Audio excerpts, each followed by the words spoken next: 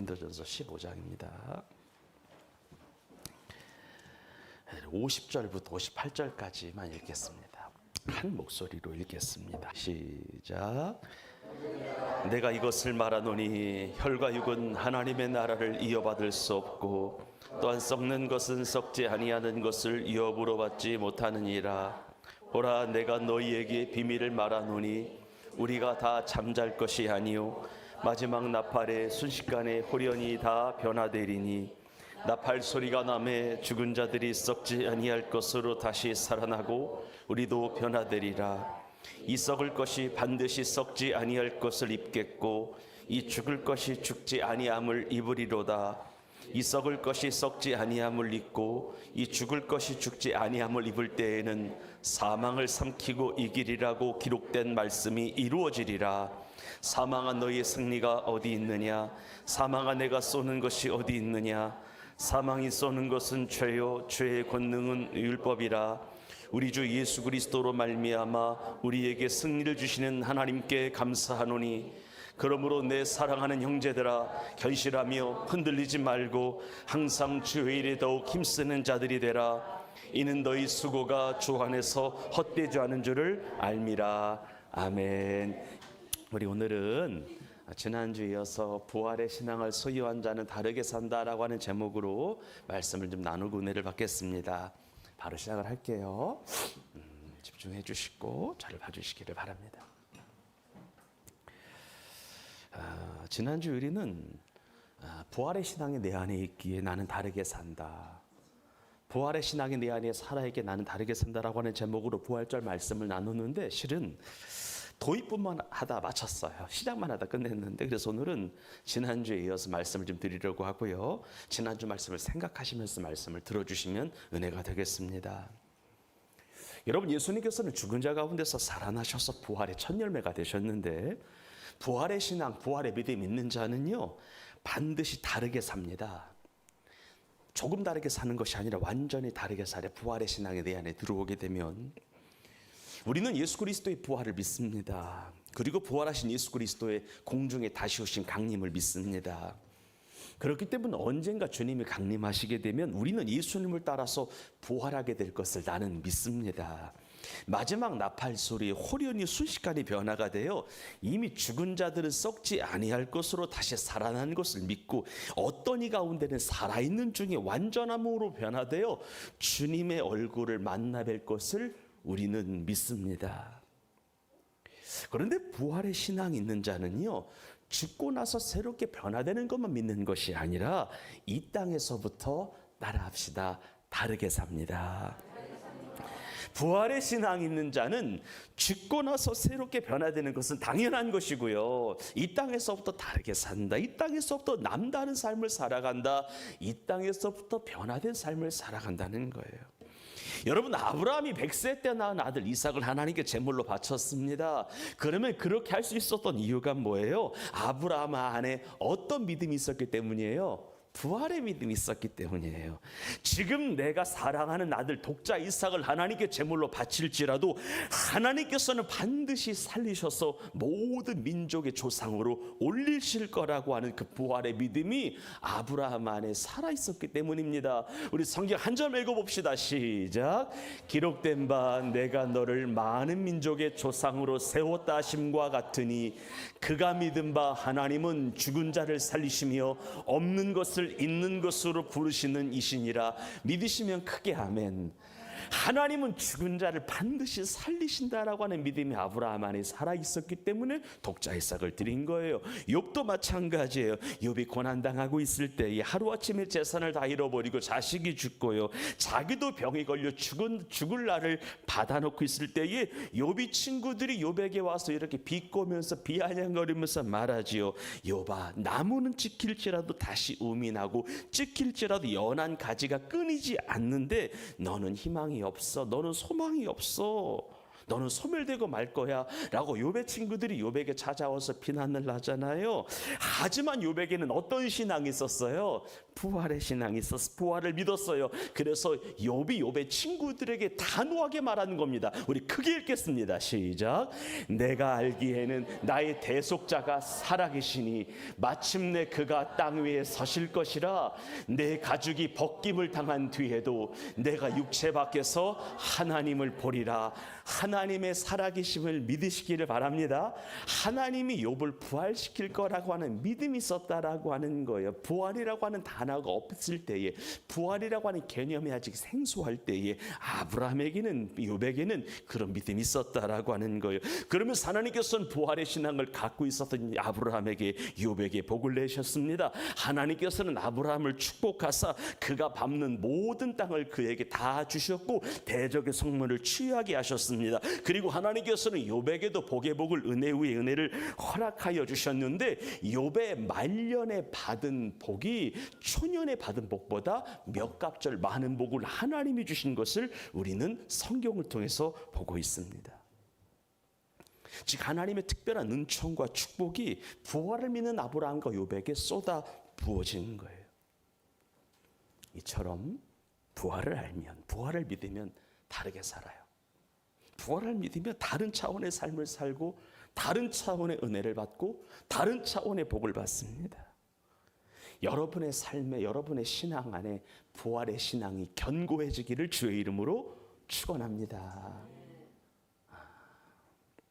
그렇다면 우리가 부활의 신앙을, 부활의 비밀을 갖게 되면, 믿게 되면은 구체적으로 어떤 차원의 다른 삶을 살아가게 될까? 어떤 차원의 남다른 삶을 살아가게 될까? 첫 번째는 지난주에 얘기했던 건데요. 부활의 믿음이 내 안에 있으면 크게 따라합니다. 영원히 산다.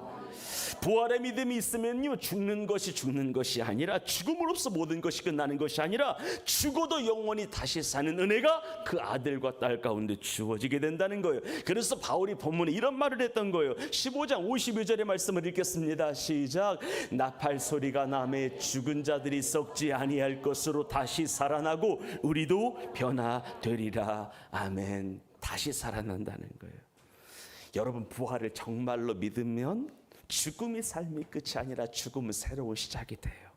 그래서 그리스도인들이 죽었을 때에, 그리스도인들 가운데 누군가가 죽었을 때에 우리는 그 사람이 시신으로밖에 보이진 않지만, 우리는 그 사람이 시체로밖에 보이진 않지만 예수님은 그 영혼을, 그 육신을 뭐하다고 보시는 거예요? 살아있다라고 보시는 거예요.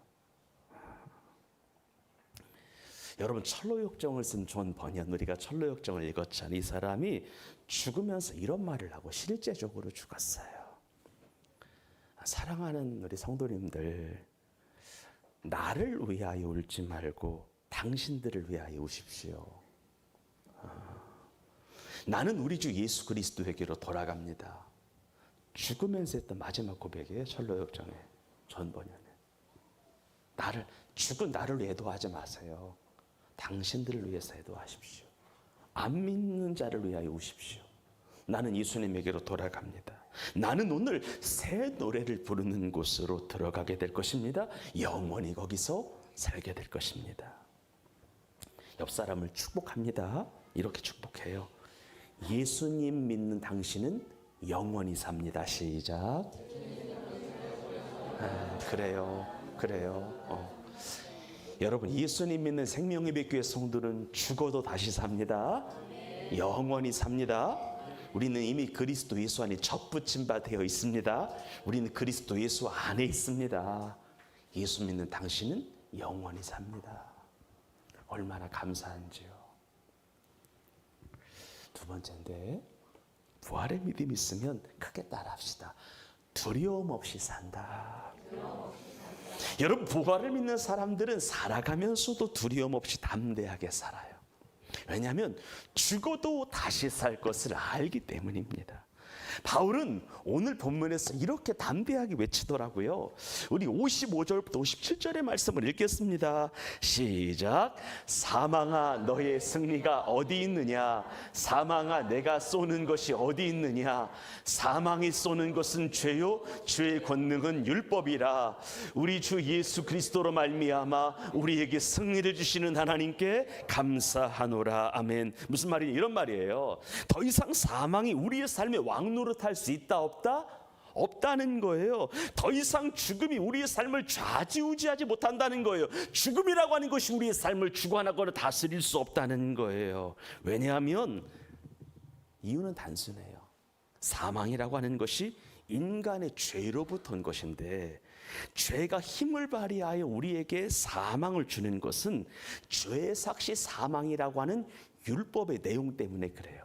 여러분, 우리 언론에서 법이 없어서 처벌할 수 없다라는 기사 종종 보이죠.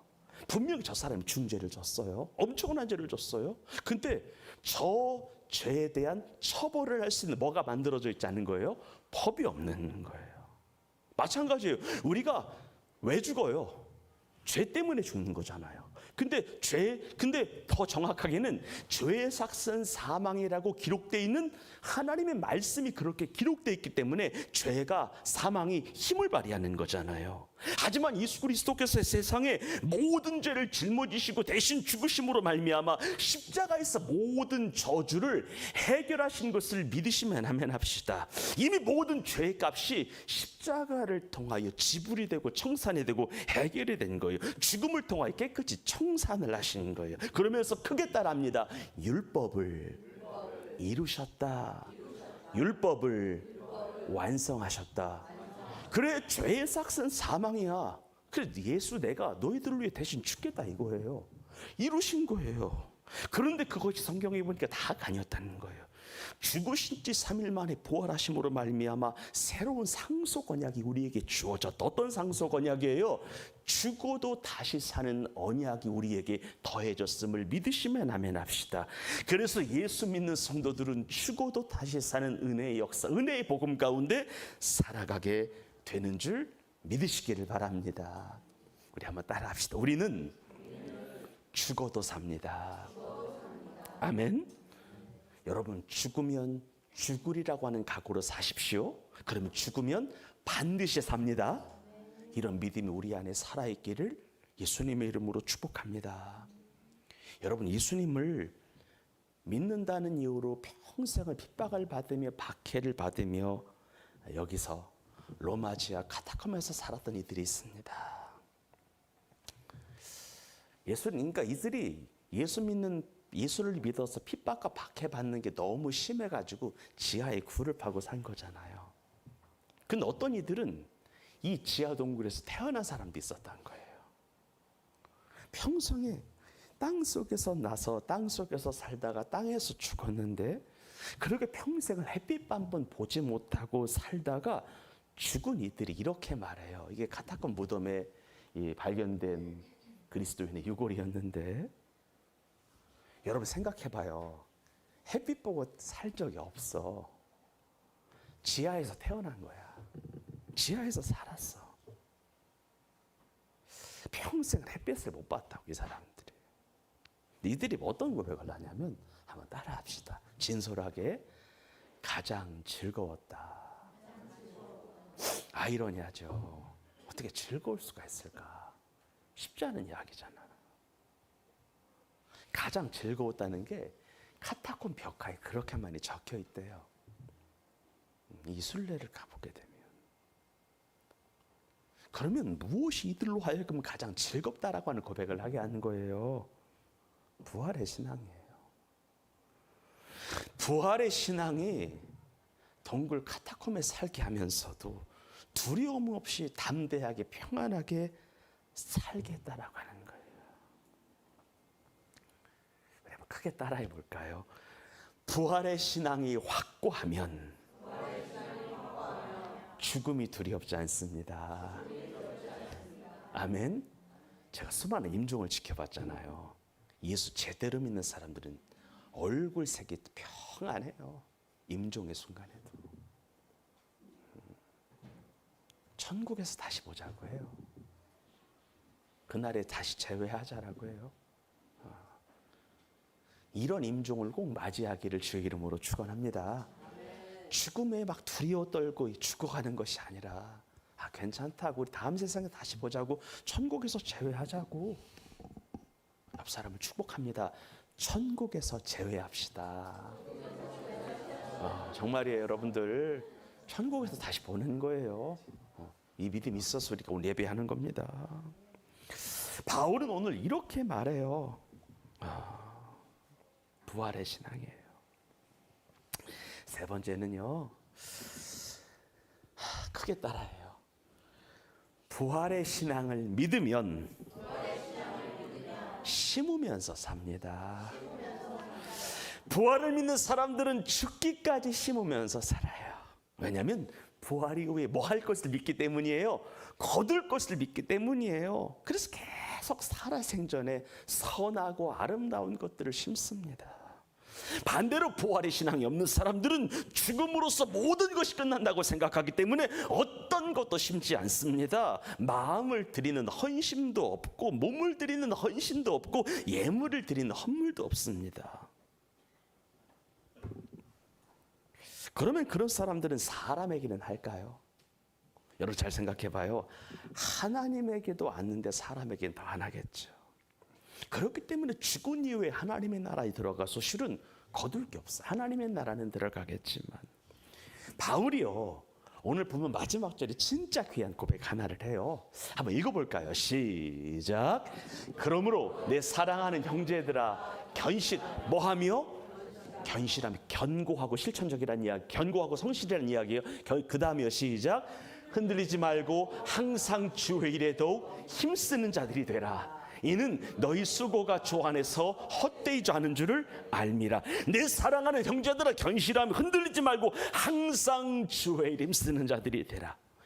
어떤 자가 되라는 거냐면 심는 자가 되라는 거예요. 뿌리는 자가 되라는 거예요. 사랑하는 자가 되라, 희생하는 자가 되라는 거예요. 섬기는 자가 되라, 수고하는 자가 되라, 그의 나라와 그 일을 구하는 자가 되라. 이는 너희 수고가 주 안에서 헛되지 않은 줄을 알미니라. 우리가 신안을 가잖아요. 신안. 여러분 전남 신안군 앞바다에 가보게 되면은 지도, 증도, 임자도 같은 14개 섬이 있는데 그 한 섬이 다 면이에요. 14개 면이 있는 거예요. 그 14개의 면을 이 문준경 전도사님이라고 하는 한 여자 전도사님이 다 전도해서 복음화를 시켰는데요. 오늘은 이곳을, 내일은 저곳을 다니면서 복음을 전했어요. 문준경 전도사님은 매일 생각하는 것은 물때였어요. 물이 빠져나가야 복음을 들고 나가니까 항상 물때를 생각하는 거예요. 물이 빠지기가 무섭게 썰물 때마다 복음을 전했습니다. 일화를 보니까요, 1년에 신발을 9켤레 갈아 신었대요. 참 많이 움직이셨죠. 이때는 차도 없을 때니까. 우리나라에서 최고 복음화가 된 곳이 신안군인데요. 그중에 증도라고 하는 섬은 기독교인의 숫자가 90% 육박합니다. 그러니까 10명 중에 9명이 믿는 거예요. 여러분, 우리는 감리교회 중에 복음화율이 가장 높은 데가 강화도거든요. 강화도 복음화율이 40%가 넘어요. 그래서 거기는 동성애기 절대 못 꺼내요. 어떤 국회의원들도 못 꺼내고 어떤 예를 들어서 도의원들, 군의원들 이런 절대 못 꺼내요. 그 얘기하면 그러니까 낙선되니까 절대 못 꺼내요. 그런 생각을 갖고 있더라도 못 꺼내요. 복음화율 50% 육박하니까 둘 중에 하나가 예수 믿는 사람인 거예요. 근데 여기는 더해 신안군은 90%예요. 문준경 전도사 한 사람 때문에 목사님이 159명이 나왔습니다. 대단하죠. 그 중에서 우리가 이름을 대면 알만한 주의 종이 있어. 옛날에 서울중앙성결교회라고 성결교단에서 가장 큰 이만신 목사님이라고 계셨어요. 이분이 전도한 거 신안 출신이에요. 그리고 여러분들, 우리나라 CCC 총재가 옛날에 누구셨죠? 오늘 그리스도의 마지막 찬양이 뭐였죠? 그리스도의 계절. 그 찬양을 작사하신 분이 김준권 목사님 맞으시죠? 김준권 목사님이 태어난 곳이 여기예요. 이 문준경 전도사 통해서 복음 듣고 하나님이 주고 된 거예요. 우리나라 내적 치유의 권위자 정태기 박사라고 있어요. 이 신안 출신이에요. 이분이 다 전도한 거예요. 옆 사람을 축복합니다. 우리 성지순례 갑시다. 네. 성지순례 갑시다. 네, 오늘은 기승전 성지순례예요. 근데 목회자만 나온 게 아니에요. 장로도 81명이 나왔어요. 그리고 이분이 세운 교회가 6교회만이 아니라 100개를 세웠어요. 여러분, 한 여인네가 교회를 100개 세우는 거, 아니 여러분 권사님들 중에 평생 교회 하나라도 개척해 본 분 있으신가요? 하나 개척하기도 어려워. 아니 한 교회가 필리핀에 태국에 교회 안에 있으니까 얼마나 어려운데 이분이 세운 게 100개예요. 근데 지금은 이분의 그 후손들이 교회를 계속 건축해서 192개가 됐어요. 엄청나죠. 섬에 한 사람의 희생이었어요. 섬김이 놀라운 역사를 일으킨 거예요. 그러면서 신안군에서는 이 문중경 전도사 길이 있거든요. 가보게 되면 문중경 길이 있어요. 가보니 이번 제가 내일 답사를 가는데 신안군에서 문중경 전도사 너무 유명한 인물이니까 이 사람을 위해서 프랑스에서 스페인까지 무슨 길 있죠? 그게 산티아고 순례길처럼 이렇게 12사도 순례길을 만들었어요. 근데 목사님들 중에 3박 4일 배낭 메고 이분의 발자취를 지금 걸어봐야 돼가지고 3박 4일 이거를 걸어 다니는 분들도 계십니다. 우리는 여기까지는 못 갈 것 같은데요. 이런 일도 있었어요. 그럼 이런 일이 어떻게 가능했을까요? 이게 이제 그래 12사도 순례길에 하나씩 이렇게 만들어 놓은 거예요. 이거 나중에 여러분들이 여름휴가 때 한번 꼭 가보시기를 바라요. 그러니까 해외만 가지 말고 제주도만 가지 말고 이런 데다 꼭 가보시기를 바라는데, 그러면 어떻게 한 명의 여인이 100개 교회를 건축하는 그런 일을 할 수가 있을까? 100개 교회도 못하는 일인데요. 한 명의 여인네가 어떻게 이런 일을 할 수가 있었을까? 여러분, 문중경 전도사님의 사역 시기는 일제강점기와 6.25 전쟁 어간까지 이어지는데요. 그 전도사님이요, 일제강점기 때에 신사참배를 거부하여 목포 경찰서에 끌려가 고문을 받은 적이 있었습니다. 신사참배를 하겠다라고 하는 목숨을 보존할 수가 있었는데 믿음을 배반하지 않아 고문을 당한 거예요. 한 번은 6.25가 터졌어요. 얼마 되지 않아 공산군이 내려왔어요. 섬을 신안군 전체를 점령한 거예요. 그런데 다행인 것은 전도사님은 이 신안섬을 나와서 목포에 있었어요. 목포는 아군이 점령했었거든요. 그래서 문중경 전도사님은 목포에만 있었으면 자기 목숨을 건질 수가 있었어요. 실제 있었어요. 하지만 이 문중경 전도사는 그곳에 갑니다. 이런 고백을 하면 봐요. 비록 내가 죽을지언정 나 한 사람 때문에 무구와 누리교회 성도들의 신자가 더 죽을 수 없다라고 하는 고백으로 목포에 있으면서 사는데 신안까지 가요. 그리고 나서 1950년 10월 4일 저녁에 공산군에 의하여 압송이 되어 사형장인 모래사장으로 끌려갑니다. 그리고 그 다음 날이 됐어요. 1950년 10월 5일 새벽 3시에 묶인 채 밧줄로 묶인 채 문중경 전도사님을 섬 모래 바닷가로 끌고 온 다음에 기사를 보니까 죽창으로 찔러요. 발길로 차요. 그리고 총구에 개머리판이라고 했죠. 그거로 막 머리를 때리는 겁니다. 후려치는 거예요.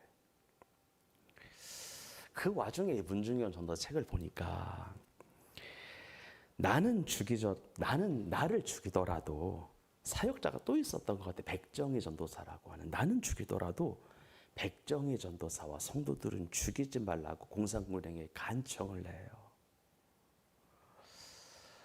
그러면서 모래사장에 끌려온 지 얼마 되지 않아 이 공산군은 문 전도사를 다시 한번 창으로 다시 한번 잔인하게 찌르고 몸을 계속 찔러도 이 사람이 죽지 않자 숨통을 끊는다라고 하며 총으로 목을 겨눠서 총을 쏴서 이 사람을 죽이게 됩니다. 진짜 순교를 한 거예요. 그러니까 그 땅은 어떤 땅이냐면 순교자의 피가 흐르는 땅이에요. 순교자의 피가 흐르는 땅이에요. 근데 생각해봐요 한번. 내가 누군가를 위하여 죽는다. 내가 복음을 위하여 죽는다 생각했을 때 부활의 주님을 만나지 못한 사람이 죽을 수 있을까요? 아니죠. 진짜 부활의 주님을 만난 거 이 사람이. 그리고 또 하나, 나도 주님처럼 죽어도 다시 산다라고 하는 믿음이 있었던 거예요. 그거 하나예요. 어떻게 이런 일이 가능했을까? 여러분, 죽창으로 찔림받는다는 거 그렇게 쉬운 거 아니잖아요. 아니, 아마 대다수는 그런 약간의 고난이 왔을 때 바로 배교해버리고 말걸. 바로 차라리 한 번에 총으로 쏴 죽인다. 뭐 그것까지는 죽을 수 있을지 모르겠지만 계속 찌른다? 그거 쉽지 않아요. 안 겪어본 사람, 아니 우리 중에 겪어본 사람 없겠지만 비슷한 거 하나만 겪어도 바로 주님을 배교하고 떠나고 말거리요. 이 사람이 주님을 마지막까지 산 거예요. 부활의 믿음이 있었기 때문에, 확실했기 때문에. 그래서 이 사람은 사나 죽으나 살아생전에 예수님 전하는 일에, 사나 죽으나 섬기고 희생하는 일에, 심고 뿌리는 일에 목숨을 제대로 걸었습니다. 부활의 믿음이 있었기 때문에 복음 심은 거고, 희생한 거고, 순교까지 한 거예요. 사랑하는 생명의교회 성도님들, 부활의 믿음 있는 사람은 죽음이 두렵지 않습니다. 진짜 있는 사람 말이에요. 왜냐하면 우리는 죽음에서 부활하여 천국에서 다시 살 것을 믿기 때문입니다. 그렇기 때문에 매일 심습니다. 그렇기 때문에 매일 뿌립니다. 이 문전도사님이요, 순교하기까지 복음을 전했고 교회를 세웠고 주님을 위하여 순교함으로 끝까지 주님 사랑하다가 죽은 거예요. 옆 사람 이렇게 진실로 축복합시다. 예수님을 사랑하다가 죽읍시다. 정말이에요, 여러분들. 우리 생명의빛교회 성도는 나를 사랑하다 죽는 것이 아니라 예수님 사랑하다 죽읍시다. 예수님 사랑하다 죽는 우리 교회 성도가 되었으면 좋겠습니다. 여러분, 이 세상에 살면서 심는 모든 것들은 부활로 저 세상에서 거두게 돼요. 이 세상에서 심는 것은 하나 덧된 것이 없어요. 다 거둬요. 그래서 바울이 고린도 교회 성도들에게 편지를 쓰면서 부활 이후의 삶에 대하여 이렇게 말하는 거예요. 우리 41절부터 44절을 크게 읽습니다. 시작. 해의 영광이 다르고 달의 영광이 다르며 별의 영광도 다른데 별과 별의 영광도 다르다는 거예요. 우리는 똑같은 명왕성, 천왕성, 토성이지만 하나님이 보셨을 때 별의 영광이 다르다는 거예요. 42절입니다. 시작. 죽은 자의 부활도 그와 같으니 썩을 것으로 심고 썩지 아니할 것으로 다시 살아나며 욕된 것으로 심고 영광스러운 것으로 다시 살아나며 약한 것으로 심고 강한 것으로 다시 살아나며 육의 몸으로 심고 신령한 몸으로 다시 살아나나니 육의 몸이 있은직도 신령한 몸이 있느니라. 아멘. 여러분, 믿음으로 구원받는 것이지만 행함으로 멸류관 받습니다. 믿는 자들에게 부활은 기정사실인데요, 여러분과 저의 부활은 기정사실인데요, 해의 영광이 다르고 달의 영광이 다르고 별의 영광이 다르다고 말한 바울의 이야기처럼 이 땅에서 우리가 무엇을 얼마만큼 어떻게 심었느냐에 따라서 부활 이후에 참여와 영광의 반열이 다르다라고 이야기하는 거예요. 저는 생명의 뵙게 성도들 모두가 예수님을 믿어 주님 안에 있기 때문에 부활할 것에 대하여 의심하지 않습니다. 다시 사는 의심하지 않아요. 그런데 이 땅에 살면서 더 뿌리시기를 주의 이름으로 축원합니다. 아까 얘기했잖아요. 삶의 모든 선택의 기준이 어떻게 하면 하나님과 가까워질까에 한번 살아봐. 이것이 뿌리는 거예요. 내가 어떤 선택을 하든지 간에 어떻게 하면 내가 주님을 웃게 할까, 주님을 흐뭇하게 할까, 주님의 기쁨이 될까를 이것을 기준 삼고 계속 뿌리기를 바랍니다.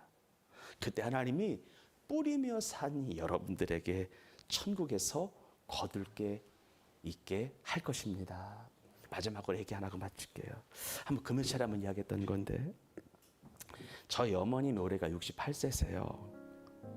네, 8세신데 나이가 꽤 드셨는데 환갑 때 61세 환갑 때 환갑 기념으로 여행을 할까 하는 생각을 하셨어요. 왜냐하면 여행을 많이 해본 적이 없어서 그냥 전 부모님 여행을 가길 원했어요. 그런데 부모님이 어머님이 그런 기도를 많이 하시는 편인데 기도하는데 생전에 해외에 성전 하나 봉헌해라 이런 마음을 주시더라고요. 생전에 숨이 붙어 있을 때. 저희 부모님은 여행을 별 해본 분이 아니에요. 그래서 진짜 저는 여행을 권했어요. 여행하시라고. 근데 부모님이 그러시더라고. 하나님이 주신 감동이 있었다고. 이번에 이거 극구해야겠다고 하시는 거예요. 그래서 저희 아버님이 환갑 때 필리핀에다 조그만 성전 하나를 지었어요. 그런데 제가 그때 참 은혜를 많이 받았는데 하나님의 타이밍이 기가 막혔는데요. 그때 필리핀에 홍수가 나서 성전이 다 무너진 상태였어요. 그런데 때마침 하나님이 그런 감동을 저희 부모님에게 준 거예요. 그리고 부모님은 하나님이 주신 감동을 따라서 하나님이 내게 하나님 나라 상급사라고 주신 거구나 생각하고 기회로 알고 은혜로 감당을 한 겁니다. 그랬더니 하나님이 그 이후에 8년 동안에 더 큰 은혜와 복을 주셨어요. 여러분 저희 부모님이 74세까지 일하셨어요. 아버님이. 어머니 68세. 보통 남자들이 은퇴하는 나이가 60이잖아요. 하나님이 10년 넘게 일할 수 있는 일거리를 주셨어요. 참 은혜였어요. 여러분 우리 어쩔 수 없이 지금 100세 시대가 가까이 되기 때문에 60에 은퇴하는 게 참 어렵잖아요. 여러분들. 그런데 하나님이 돈을 벌 수 있는 기회를 70이 넘어서도 작년에 다 모든 걸 정리하셨는데 그래서 실은 남은 여생 제가 봉양을 하지 않아도 두 분이 사실 수 있어요. 저에게 감사해요. 여러분 목회자가 효도하는 거 실은 어려워요. 근데 하나님이 두 분이 알아서 사실 수 있도록 하나님 만드시더라고요. 정말 감사했어요. 여러분 우리 이 땅에 살 때 금방이거든요. 진짜 금방이거든요. 예수님을 사랑하다가 섬기다가 뿌리다가 가시기를 주의 이름으로 축복합니다. 그 하나님 은혜가 있을 거예요. 하나님의 돌보심이 있을 거예요. 하나님 이끄심이 있을 거예요. 기도하겠습니다.